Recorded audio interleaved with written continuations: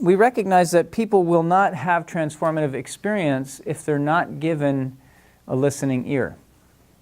Right? So you can go have a significant experience in nature or in some other connective environment, whatever it might be, and when you come back, you're going to want to tell somebody about it. Have you ever had that kind of experience where you've had something happen to you, it challenged your worldview, it brought something special to you, it opened up some creative thing for you, and you have to tell somebody about it, right? And everybody probably also knows the story of you came back and you went to tell somebody, but you told the wrong somebody.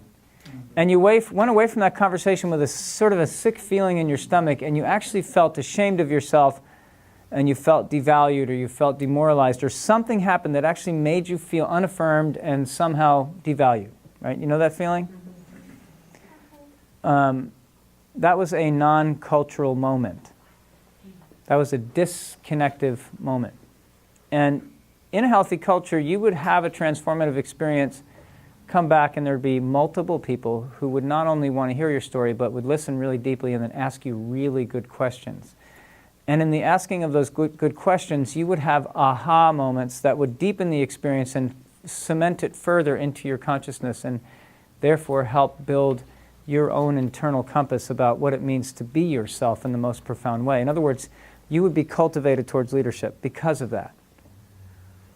So that, to me, is the smallest unit of a culture, which is a person who actually knows how to listen to another person, and who sincerely listens and deeply listens with curiosity, and then pulls on that person's story and deepens the story even more.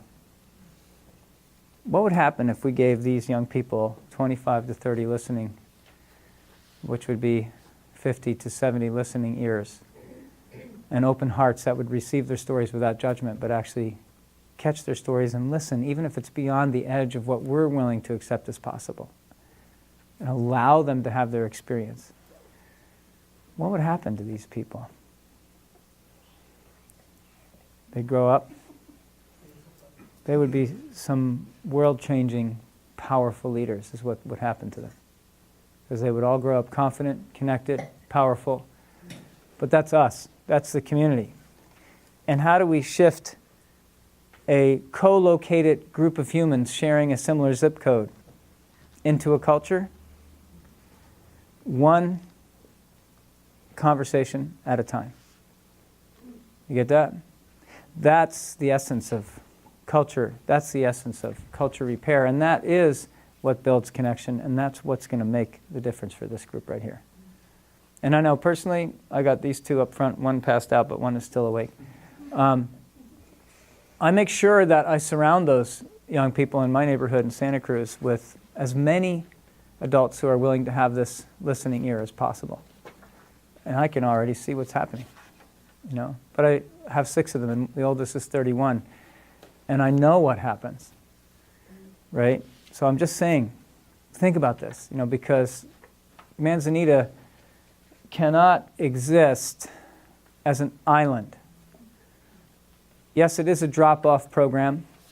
You can drop them off and pick them up, and they will be better off for it, I guarantee that. But how we relate to it as a collective will make it even more amazing.